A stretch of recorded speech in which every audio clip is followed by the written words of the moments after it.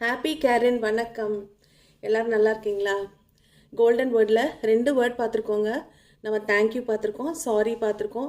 இப்போ எல்லாருமே நிறைய தேங்க்யூ சாரி யூஸ் பண்ண ஆரம்பிச்சிட்டிங்கன்னு நினைக்கிறேன். இப்போ 3வது முக்கியமான வேர்டு வணக்கம்.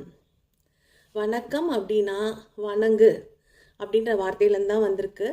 வணங்கு அப்படின்னு சொன்னால் நம்ம வணக்கம் வைக்கும்போது நம்மளோட டிவைன் சோலுக்கும் நம்ம வணங்கி நம்ம யார்கிட்ட வணக்கம் வைக்கிறோமோ அவங்களோட டிவைன் சோலையும் நம்ம வணங்குறோம்.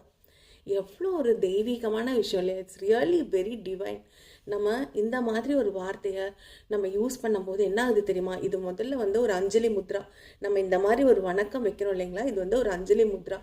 எப்போ நம்ம இந்த அஞ்சலி முத்ரா வைக்கிறோமோ அப்போது scientific reasons behind this is நம்ம பிரெயினில் ஒரு ஆக்டிவ் எனர்ஜி ஏற்படுத்துது.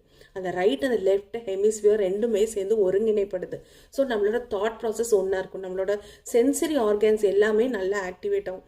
ஸோ நமக்கு ஒரு தெளிவான ஒரு என்ன பேச வரும், என்ன சொல்ல வரும், ஒரு தெளிவு.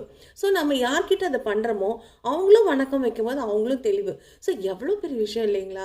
ஸோ இந்த மாதிரியான ஒரு ஆற்றலான விஷயத்த நம்ம எல்லாருமே எடுத்துகிட்டு போய் நம்ம இந்த கல்ச்சரை கொண்டு வரணுங்க. நம்ம எல்லாரும் சொல்கிறேன் தான், ஆனால் கான்ஷியஸாக நிறையா சொல்லி நம்ம கண்டிப்பாக ஒரு ஹார்மனி க்ரியேட் பண்ணுங்க.